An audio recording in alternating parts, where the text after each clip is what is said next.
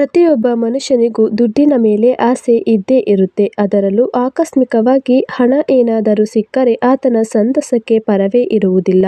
ಅಂದುಕೊಳ್ಳದೆ ಊಹೆ ಮಾಡದೆ ಧನಾಗಮನ ಆದಾಗ ದುಡಿಯುವ ಹುಮ್ಮಸ್ಸು ಹಾಗೂ ಧೈರ್ಯ ಮತ್ತಷ್ಟು ಹೆಚ್ಚಾಗುತ್ತಾ ಹೋಗುತ್ತೆ. ಕಷ್ಟಕಾಲಕ್ಕೆ ಸರಿಯಾದ ರೀತಿಯಲ್ಲಿ ಹಣ ಕೈಗೆ ಒದಗಿದರೆ ಎಷ್ಟು ನೆಮ್ಮದಿ ಉಂಟಾಗುತ್ತೆ. ಈ ರೀತಿ ಅಂದುಕೊಳ್ಳದೆ ಆಕಸ್ಮಿಕ ಧನ ಲಾಭವಾಗಲು ಏನು ಮಾಡಬೇಕು, ಯಾವ ಬೇರನ್ನು ಮನೆಯಲ್ಲಿ ಇಟ್ಟು ಪೂಜಿಸಿ ಸುತ್ತ ಬರಬೇಕು, ಯಾವೆಲ್ಲ ಪರಿಹಾರಗಳನ್ನ ಪಾಲಿಸಿದರೆ ಹಣದ ಐಶ್ವರ್ಯ ಮನೆಯಲ್ಲಿ ತುಂಬಿ ತುಳುಕುತ್ತೆ ಅಂತ ಇವತ್ತಿನ ಈ ವಿಡಿಯೋದಲ್ಲಿ ಸಂಪೂರ್ಣವಾಗಿ ತಿಳಿಸಿಕೊಡ್ತೀವಿ. ನೀವಿನ್ನೂ ನಮ್ಮ ಚಾನೆಲ್ನ ಸಬ್ಸ್ಕ್ರೈಬ್ ಮಾಡಿಲ್ಲ ಅಂದರೆ ಮೊದಲು ಸಬ್ಸ್ಕ್ರೈಬ್ ಮಾಡಿ, ಜೈ ಮಹಾಲಕ್ಷ್ಮಿ ದೇವಿ ಅಂತ ಕಮೆಂಟ್ ಹಾಕಿ, ಈ ವಿಡಿಯೋನ ಶೇರ್ ಮಾಡಿ. ಬನ್ನಿ, ಊಹಿಸದ ರೀತಿಯಲ್ಲಿ ಉದ್ಯೋಗ ಸಿಗುವುದು, ಭೂಮಿ ಗೃಹ ಪ್ರಾಪ್ತಿಯಾಗುವುದು, ಆಕಸ್ಮಿಕವಾಗಿ ದುಡ್ಡು ಹೆಚ್ಚಾಗಿ ಸಿಗುವುದನ್ನ ಆಕಸ್ಮಿಕ ಧನ ಪ್ರಾಪ್ತಿ ಯೋಗ ಎಂದು ಕರೆಯಲಾಗುತ್ತದೆ. ಈ ರೀತಿ ಆಕಸ್ಮಿಕವಾಗಿ ಹಣ ಸಿಗಲು, ಅದೃಷ್ಟ ಸಿಗಲು ಏನು ಮಾಡಬೇಕು? ಮನೆಯ ಯಜಮಾನನ ಯಶಸ್ಸಿಗೋಸ್ಕರ ಮನೆಯವರ ಭಾಗದಲ್ಲಿ ಬಾಗಿಲಿಗೆ ದೀಪವನ್ನು ಬೆಳಗಿಸುವಾಗ ಮರೆಯದೆ ಆ ದೀಪಕ್ಕೆ ಸಾಸಿವೆ ಎಣ್ಣೆಯನ್ನು ಹಾಕಿ ದೀಪಾರಾಧನೆ ಮಾಡ್ತಾ ಬರಬೇಕು. ಮನೆಯ ವಸ್ತಲಿನ 2 ಕಡೆ ದೀಪವನ್ನು ಇಟ್ಟು ಸಾಸಿವೆ ಎಣ್ಣೆಯನ್ನು ಹಾಕಿ ದೀಪಾರಾಧನೆ ಮಾಡ್ತಾ ಬಂದರೆ ಆಕಸ್ಮಿಕವಾಗಿ ಧನಲಾಭ ಆಗುವಂತಹ ಅದೃಷ್ಟ ಕೂಡಿ ಬರುತ್ತೆ. ಆ ದೀಪದ ಜ್ವಾಲೆಯಿಂದ ಮನೆಯ ಹೊರಗಿನ ವಾತಾವರಣ ಕೂಡ ಶುದ್ಧಿಯಾಗುತ್ತಾ ಹೋಗುತ್ತೆ. ದೀಪಾರಾಧನೆ ಮಾಡಿದ ಮೇಲೆ ದೀಪದಲ್ಲಿ ಏನಾದರೂ ಸಾಸಿವೆ ಎಣ್ಣೆ ಇದ್ದರೆ ಅದನ್ನು ಯಾವುದಾದರೂ ಗಿಡದ ಬುಡಕ್ಕೆ ಹಾಕ್ತಾ ಬರಬೇಕು. ಈ ರೀತಿ 1 ವರ್ಷ ಕನಿಷ್ಠ 40 ದಿನ ದೀಪಾರಾಧನೆಯನ್ನು ಮಾಡಿದರೆ ಆಕಸ್ಮಿಕವಾಗಿ ಧನಪ್ರಾಪ್ತಿ ಯೋಗ ಕೂಡಿ ಬಂದು ಹಣದ ಸಿಹಿ ಹಾಗೂ ಉದ್ಯೋಗ, ವ್ಯಾಪಾರ, ವ್ಯವಹಾರದಲ್ಲಿ ಊಹಿಸದ ಅದೃಷ್ಟವನ್ನು ನೀವು ನೋಡಬಹುದು. ಇನ್ನು 2ನೇದಾಗಿ ಅಶೋಕ ವೃಕ್ಷ ಮನೆಯ ಆವರಣದಲ್ಲಿ ಬೆಳೆಸಿದರೆ ತುಂಬಾ ಒಳ್ಳೆಯದು. ಭವಿಷ್ಯೋತ್ತರ ಪುರಾಣದಲ್ಲಿ ಅಶೋಕ ವೃಕ್ಷವನ್ನು ಶಿವ ಪಾರ್ವತಿಯವರ ಸ್ವರೂಪ ಎಂದು ಪರಿಗಣಿಸಲಾಗುತ್ತದೆ. ಆದ್ದರಿಂದ ಅಶೋಕ ಸಸಿಯನ್ನು ಮನೆಗೆ ತಂದು ನೆಟ್ಟು ಪೋಷಿಸುತ್ತಾ ಬರಬೇಕು. ಇದರ ಜೊತೆಗೆ ಅತಿ ಮುಖ್ಯವಾಗಿ ಯಾರಿಗೆ ಮನೆಯಲ್ಲಿ ಹೆಚ್ಚು ಸಾಲದ ಸಮಸ್ಯೆ ಇರುತ್ತೆ, ಹಣದ ಸಮಸ್ಯೆ ಇರುತ್ತೆ, ಹಣದ ಅವಶ್ಯಕತೆ ತುಂಬಾ ಇರುತ್ತೆ, ಅವರು ಅಶೋಕ ಸಸಿಯ ಅಥವಾ ವೃಕ್ಷದ ಬೇರನ್ನು ಮನೆಗೆ ತಂದು ಗಂಗಾಜಲದಲ್ಲಿ ತೊಳೆದು ನಿಮ್ಮ ಮನೆಯ ದೇವರ ಕೋಣೆಯಲ್ಲಿ ಇಟ್ಟುಕೊಳ್ಳಬೇಕು.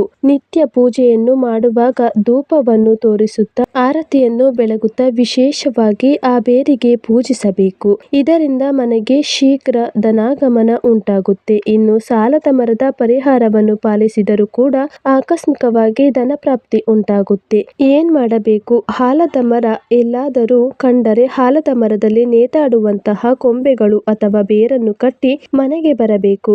ಆಲದ ಮರದ ಬೇರನ್ನು ಕಟ್ಟುವಾಗ ಇಷ್ಟ ದೇವರ ಪ್ರಾರ್ಥನೆಯನ್ನು ಮಾಡುತ್ತಾ ಬರಬೇಕು. ಇದರಿಂದ ಆಕಸ್ಮಿಕವಾಗಿ ಧನಪ್ರಾಪ್ತಿಯಾಗುತ್ತೆ. ಇನ್ನು ಕವಡೆಯ ಪರಿಹಾರವನ್ನು ಪಾಲಿಸಿದರೂ ಕೂಡ ವಿಶೇಷವಾಗಿ ಮನೆಗೆ ಧನಾಗಮನವಾಗುತ್ತೆ. ಮನೆಯ ಯಜಮಾನ ಅಥವಾ ಯಜಮಾನಿಗೆ ವಿಶೇಷವಾಗಿ ಆಕಸ್ಮಿಕವಾಗಿ ಹಣ ಕೈಗೆ ಸಿಗ್ತಾ ಹೋಗುತ್ತೆ. ಹಳದಿ ಬಣ್ಣದ 6 ಕವಡೆಯನ್ನು ತೆಗೆದುಕೊಳ್ಳಬೇಕು. ಅದರ ಜೊತೆಗೆ ಕೇಸರಿ ಹೂ ಅಥವಾ ಕೇಸರಿಯನ್ನು ಸ್ವಲ್ಪ ಕವಡೆಯ ಜೊತೆಗೆ ಸೇರಿಸಿ ಒಂದು ಅರಿಶಿನ ಬಣ್ಣದ ವಸ್ತ್ರದಲ್ಲಿ ಕಟ್ಟಿ ಮನೆಯಲ್ಲಿ ನೀವು ದುಡ್ಡನ್ನ ಎಲ್ಲಿ ಇಡ್ತೀರೋ ಆ ಜಾಗದಲ್ಲಿ ಇಡಬೇಕು. ವಾರಕ್ಕೆ 1 ಸಲವಾದರೂ ಕೂಡ ಆ ವಿಶೇಷ ಮೂಟೆಗೆ ಪೂಜಿಸುತ್ತಾ ಇಷ್ಟ ದೇವರ ಪ್ರಾರ್ಥನೆ ಹಾಗೂ ಮಹಾಲಕ್ಷ್ಮಿ ಅಮ್ಮನವರ ಪ್ರಾರ್ಥನೆಯನ್ನು ಮಾಡಿಕೊಳ್ಳಬೇಕು.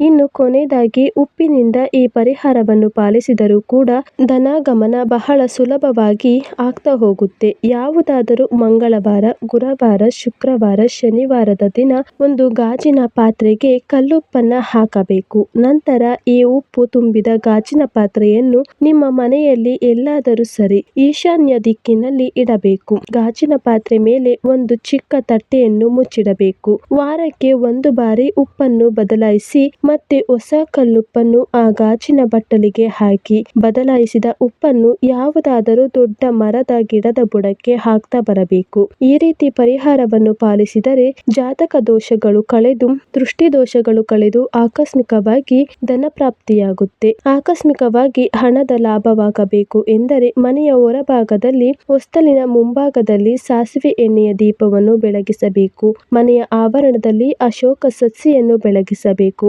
ಆಲದ ಮರದ ಬೇರನ್ನ ಕಟ್ಟಬೇಕು. ದೇವರ ಕೋಣೆಯಲ್ಲಿ ಅಶೋಕ ವೃಕ್ಷದ ಬೇರನ್ನ ಇಡಬೇಕು. ಕವಡೆಯ ಜೊತೆಗೆ ಕೇಸರಿ ಬೆರೆಸಿ ಇಡಬೇಕು. ಕಲ್ಲುಪ್ಪನ್ನ ಮನೆಯ ಈಶಾನ್ಯ ದಿಕ್ಕಿನಲ್ಲಿ ಇಡಬೇಕು. ಇವುಗಳಲ್ಲಿ ಯಾವುದೇ ಪರಿಹಾರವನ್ನು ಪಾಲಿಸಿದರೂ ಕೂಡ ಅದೃಷ್ಟ ಮನೆಯ ಬಾಗಿಲನ್ನು ತಟ್ಟುತ್ತೆ. ಊಹಿಸದ ರೀತಿಯಲ್ಲಿ ಹಣವನ್ನು ನೀವು ಖಚಿತವಾಗಿ ನೋಡಬಹುದು. ಈ ವಿಡಿಯೋ ನಿಮಗೆ ಇಷ್ಟವಾದರೆ ತಪ್ಪದೆ ಜೈ ಮಹಾಲಕ್ಷ್ಮೀ ದೇವಿ ಅಂತ ಬರೆದು ವಿಡಿಯೋನ ಪ್ರತಿಯೊಬ್ಬರಿಗೂ ಕೂಡ ಶೇರ್ ಮಾಡಿ.